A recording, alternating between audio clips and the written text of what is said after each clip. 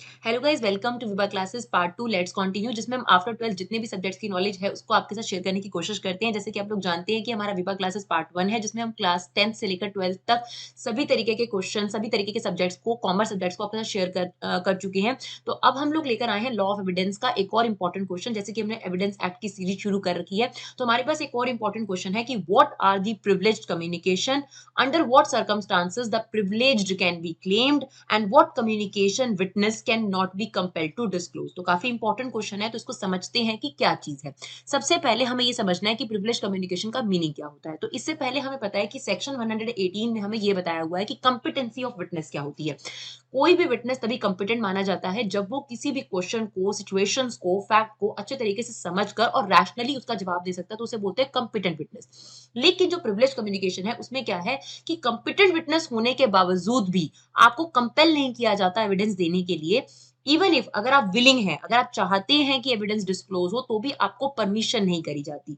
यानी privileged communication का meaning है कि आपके पास राइट है कि आप मना कर सकते हैं अपनी इंफॉर्मेशन को डिस्क्लोज करने से, या कभी कभी पब्लिक पॉलिसी के लिए आपके ऊपर ये ड्यूटी इंपोज करी जाती है कि आप कोई भी चीज पर पर्टिकुलर कम्युनिकेशन नहीं कर सकते। तो इस तरीके की कम्युनिकेशन को प्रिविलेज्ड कम्युनिकेशन कहा जाता है। यानी दो यहाँ पर विटनेस कंपिटेंट है, बट फिर भी उसे कंपेल नहीं किया जा सकता डिस्क्लोज करने के लिए। जैसे हस्बैंड वाइफ का रिलेशनशिप ऐसा है कि उसमें एक दूसरे के खिलाफ जो भी मैरिटल रिलेशनशिप के अंदर बातचीत हुई है वो डिस्क्लोज करने के लिए कंपेल नहीं किया जा सकता। इसी तरीके से अगर विटनेस चाहता भी है डिस्क्लोज करना, तो ही will not be permitted to do so. जैसे कि पब्लिक ऑफिसर है, कोई भी स्टेट ऑफिसर है या पब्लिक ऑफिसर है, उसके जो इंफॉर्मेशन होती है, जो उसके पास रिकॉर्ड्स होते हैं, वो उसको अलाउ नहीं है कि वो डिस्क्लोज कर सकता है। तो प्रिविलेज्ड कम्युनिकेशन का क्या मीनिंग है? There are certain matters which a witness cannot either be compelled to disclose, या तो उसे कंपेल नहीं किया जा सकता, और अगर विटनेस विलिंग है तो उसे परमिट नहीं किया जाता। ऐसी कम्युनिकेशन को हम लोग क्या बोलते हैं? Privileged communication. Does privilege here means a right or duty to refuse to disclose a fact? तो दैट मीन्स अगर आप के पास ये राइट है कि आप मना कर सकते हैं या आपकी ड्यूटी बनती है उस फैक्ट को डिस्क्लोज करने की, तो इसे हम कहते हैं प्रिविलेज्ड कम्युनिकेशन। तो जो ये प्रिविलेज कम्युनिकेशन है, इसको दो टाइप्स में डिवाइड किया गया है। पहला है कम्युनिकेशन प्रिविलेज फ्रॉम डिस्क्लोजर, और दूसरा है कम्युनिकेशन प्रोटेक्टेड फ्रॉम डिस्क्लोजर। देखिए ध्यान से सुनिएगा, प्रिविलेज्ड कम्युनिकेशन के दो टाइप है हमारे पास। पहला है जो हम आपके साथ डिस्कस कर रहे हैं अभी, कम्युनिकेशन प्रिविलेज्ड फ्रॉम डिस्क्लोजर। इसमें क्या है? नो जज और magistrate shall be compelled to answer any question to his own conduct और anything which he came to know during trial of a court. मतलब एक जज को वो डिसीजन किस तरीके से पहुंचा या ऑर्डर कैसे दिया, उसके ओन कंडक्ट पर आप कम्युनिकेट या फिर एविडेंस नहीं मांग सकते, पहली बात। दूसरी बात, जो भी जज को किसी केस का ट्रायल करते वक्त कोई भी इंफॉर्मेशन मिली है, उस इंफॉर्मेशन की जानकारी के लिए भी उसको एविडेंस के तौर पे या विटनेस के तौर पे नहीं बुलाया जा सकता। तो हर जज और मजिस्ट्रेट के पास ये बेनिफिट है, ये प्रिविलेज है कि उससे उसके रिवॉर्ड, उसके जो अवार्ड्स हैं, उसके जो डिसीजंस हैं, उसके ओन कंडक्ट पर सवाल नहीं किए जा सकते, विटनेस के तौर पे नहीं बुलाया जा सकता। दूसरा, जो भी उनके सामने, जज के सामने जो भी ट्रायल हुआ केस, उसको लेकर जो भी उसके सामने एविडेंस आए, उनको लेकर भी गवाही नहीं करी जा सकती।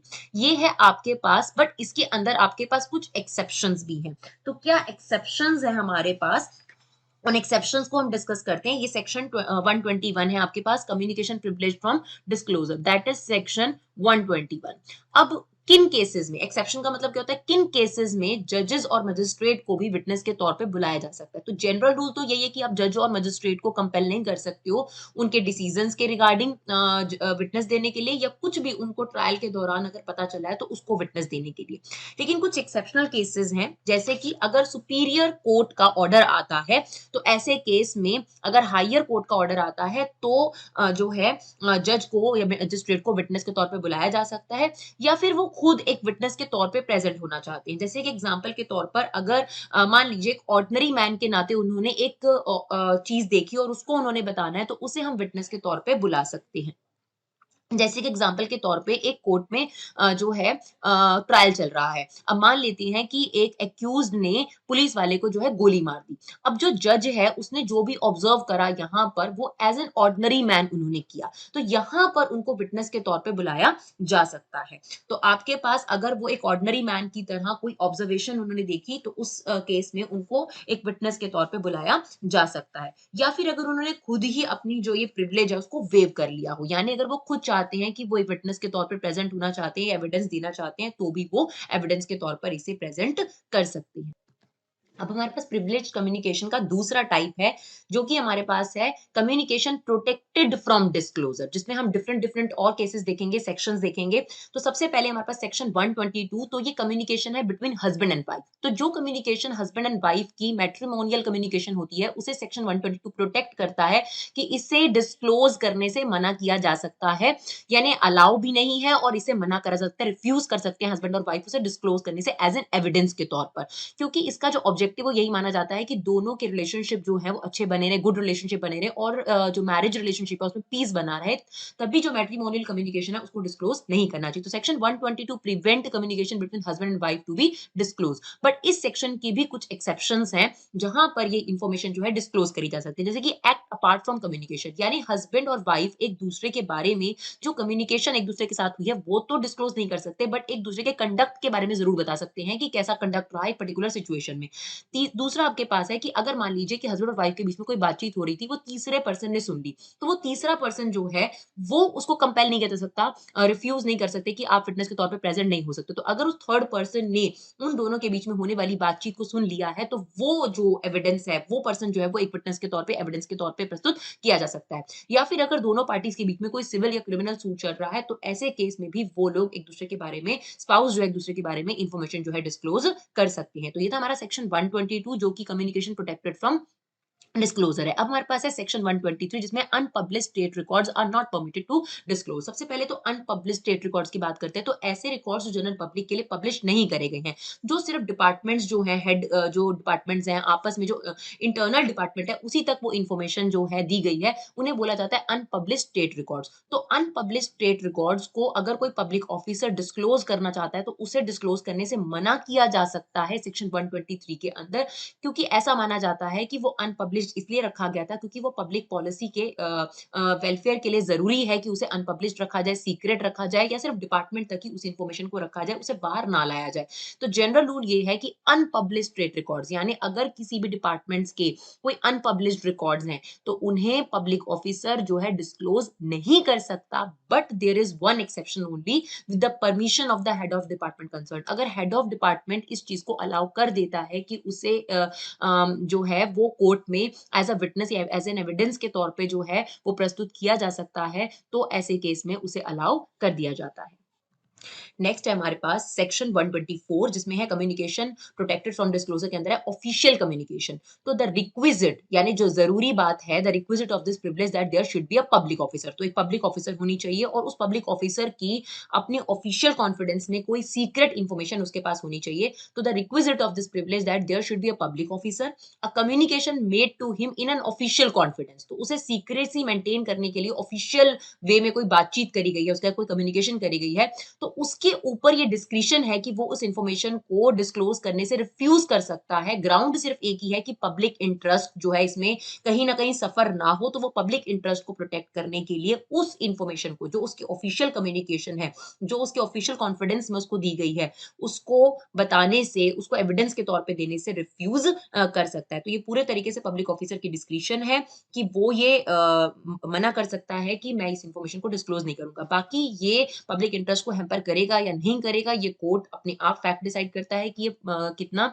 सही है कि इसको डिस्क्लोज किया जाना चाहिए या नहीं। उसके बाद आता है हमारे पास सेक्शन 125 जो कि प्रोटेक्टेड कम्युनिकेशन के अंदर ही एक और टाइप है। तो कोई भी मजिस्ट्रेट या पुलिस ऑफिसर को कंपेल नहीं किया जा सकता कि किसी भी कमीशन कोई भी ऑफेंस अगर हुआ और उसे वो इन्फॉर्मेशन मिली, तो उस इन्फॉर्मेशन को वो कहाँ से उसने डिराइव करा, कहाँ से उसे पता चला कि पर्टिकुलर ऑफेंस हुआ, तो इसको कंपेल नहीं किया जा सकता किसी भी मजिस्ट्रेट या पुलिस ऑफिसर को कि ये बताए वो कोर्ट के अंदर कि ये इन्फॉर्मेशन उसे कहाँ से डिराइव हुई। सिमिलरली रेवेन्यू ऑफिसर को भी फोर्स नहीं किया जा सकता कि उसे ये इन्फॉर्मेशन कहाँ से मिली है। तो जो सेक्शन 125 है वो यही कहता है कि कोई भी मजिस्ट्रेट या कोई भी पुलिस ऑफिसर को सीक्रेसी मेंटेन करनी है अपने सोर्स ऑफ इन्फॉर्मेशन की, उन्हें ये इन्फॉर्मेशन कहाँ से मिली है। तो नो मजिस्ट्रेट और police officer can be compelled to disclose how and from whom he get information about the commission of an offense against the public revenue। तो किसी भी पर्सन के अगेंस्ट अगर उन्हें इन्फॉर्मेशन मिली है, कोई भी ऑफेंस अगर हुआ है, तो वो इन्फॉर्मेशन कहाँ से मिली है, किसने दी है, तो ये वो फैक्ट जो है वो जो है प्रिविलेज कर सकते हैं, उस कम्युनिकेशन को वो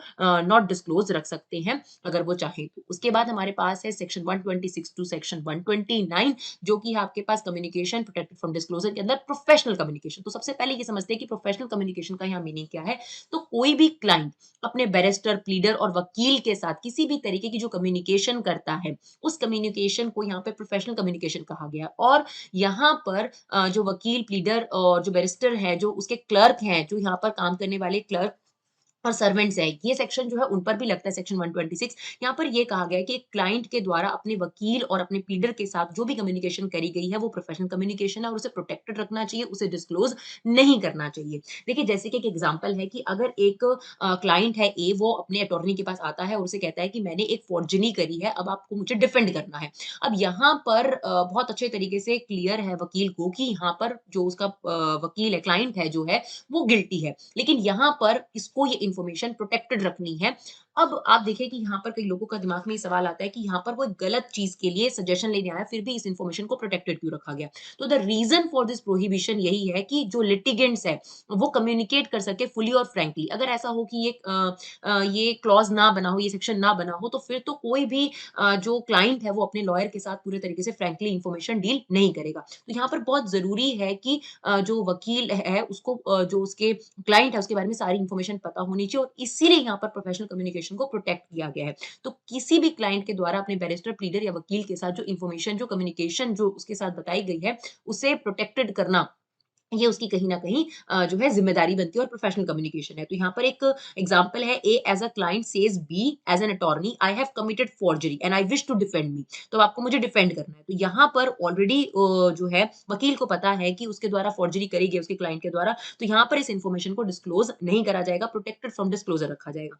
लेकिन यहाँ पर एक बहुत इंपॉर्टेंट क्लॉज़ है कि एक्सेप्शन भी है कि कब जो है प्रोफेशनल कम्युनिकेशन जो है वो डिस्क्लोज़ करी जा सकती है। देखिए ये बात ज़रूर ध्यान रखिएगा कि यहाँ पर जो ये सेक्शन अप्लाई होता है, ये बैरिस्टर, प्लीडर, वकील, क्लर्क और सर्वेंट, इन सभी पर अप्लाई होता है। तो यहाँ पर क्या एक्सेप्शन है, कब प्रोफेशनल कम्युनिकेशन को डिस्क्लोज किया जा सकता है। तो सबसे पहला है, client try to do any crime और फ्रॉड ड्यूरिंग एम्प्लॉयमेंट। यानी देखिए अगर यहाँ पर सबसे इंपॉर्टेंट क्लोज है कि जब वो वकील के पास आया, उससे पहले अगर उसने कोई चीज करी है, जैसे कि अभी फोर्ज डॉक्यूमेंट किया है, तो वहां तक तो ठीक है। अगर वो उसने डिस्क्लोज करा है तो उस इन्फॉर्मेशन को प्रोटेक्टेड रखा जाएगा। लेकिन जब वो उस वकील को अपॉइंट कर लेता है, यानी एम्प्लॉयमेंट बोलते हैं इसको, ड्यूरिंग एम्प्लॉयमेंट, जब उसने वकील अपॉइंट कर लिया और उस दौरान वो कोई और क्राइम और फ्रॉड करने की कोशिश करता है, तो वो प्रोटेक्टेड कम्युनिकेशन के अंदर नहीं आता। जैसे कि एग्जांपल के तौर पर एक क्लाइंट जो है उसने एम्बेजलमेंट करी है, कहीं ना कहीं घपलेबाजी करी है अपने ऑफिस में, मान लीजिए कि वो सीई है। अब उसने कुछ एंट्रीज बताई हैं, जो एंट्रीज उसने गड़बड़ करी थी अपने CA as a CA profession के अंदर, उस पर्टिकुलर कंपनी के अंदर। अब जो वकील है उसको बाद में पता चलता है कि मुझे अपॉइंट करने के बाद उसको एक एंट्री मिलती है जो उसके क्लाइंट ने उसको डिस्क्लोज नहीं करी थी। तो यहाँ पर ये इन्फॉर्मेशन जो है प्रोटेक्टेड इन्फॉर्मेशन नहीं मानी जाएगी। इसके अलावा एक और एग्जाम्पल है कि अगर कोई क्लाइंट जो है एक वकील के पास आता है और उसे कहता है कि मैं जो है एक डॉक्यूमेंट बनाने जा रहा हूँ जो फोर्स डॉक्यूमेंट होगा, ताकि मैं उस प्रॉपर्टी को कब्जा सकूं, और अब आपको ध्यान रखना है कि मैं आपको उसके लिए जो है केस लड़ने को दूंगा। तो ये जो है, यहाँ पर ये जो कम्युनिकेशन है ये प्रोटेक्टेड कम्युनिकेशन नहीं है, क्योंकि यहाँ पर अभी क्लाइंट क्राइम करने वाला है या इलीगल पर्पस के लिए कंसल्ट करने आ रहा है। तो यहाँ पर जो है इसे प्रोटेक्टेड कम्युनिकेशन नहीं माना जाता। यानी अगर वकील के आने से पहले उसने कोई क्राइम किया और उसे बता दिया उसने, तब उसे प्रोटेक्टेड कम्युनिकेशन माना जाता है। लेकिन जब वकील अपॉइंट हो गया, उसके दौरान अगर वो फिर से क्राइम या फ्रॉड्स या इलीगल पर्पस के लिए कोई काम करना चाह रहा है, तो उसे प्रोटेक्टेड नहीं माना जाता। या फिर क्लाइंट की कंसेंट से भी आप इंफॉर्मेशन को डिस्क्लोज कर सकता है, वकील या प्लीडर उसे डिस्क्लोज कर सकता है। या फिर अगर लॉयर ने ही अपने प्रोफेशनल कंडक्ट के लिए क्लाइंट के अगेंस्ट सूट डाल दिया है उसकी फीस को लेकर या किसी भी और चीज को लेकर, तो ऐसे केस में भी लॉयर जो है उसके पास जो प्रोटेक्टेड इन्फॉर्मेशन थी उसे डिस्क्लोज कर सकता है। तो जनरली जो है, जो इन्फॉर्मेशन क्लाइंट और बैरिस्टर वकील प्लीडर के बीच में होती है, वो कौन सी इन्फॉर्मेशन डिस्क्लोज नहीं कर सकते? तो कोई भी कम्युनिकेशन जो क्लाइंट ने अपने प्लीडर या वकील को बताई है, या कोई भी डॉक्यूमेंट जो वकील या प्लीडर को प्रोवाइड करा गया है, तो वो इन्फॉर्मेशन डिस्क्लोज नहीं करनी चाहिए, वो प्रोफेशनल कम्युनिकेशन है। या कोई भी एडवाइस जो है उसने अपने क्लाइंट को दिया है, तो जनरली ये 3 चीज़ें उसको डिस्क्लोज नहीं करनी चाहिए। बट हमने पढ़ा कि कुछ एक्सेप्शंस भी हैं जिसके अंदर जो है प्रोफेशनल कम्युनिकेशन को डिस्क्लोज किया जा सकता है। तो आई होप आपको हमारे वीडियोस पसंद आए होंगे। हमारी वीडियोस के पीछे एक ही कांसेप्ट है, कम टाइम में कांसेप्ट ज़्यादा। तो अगर आपको हमारा वीडियो अच्छा लगे तो प्लीज़ अपना कीमती समय निकाल कर अपना फीडबैक दीजिए, इसे शेयर करिए। Thank you so much guys for love and support. Keep supporting your classes.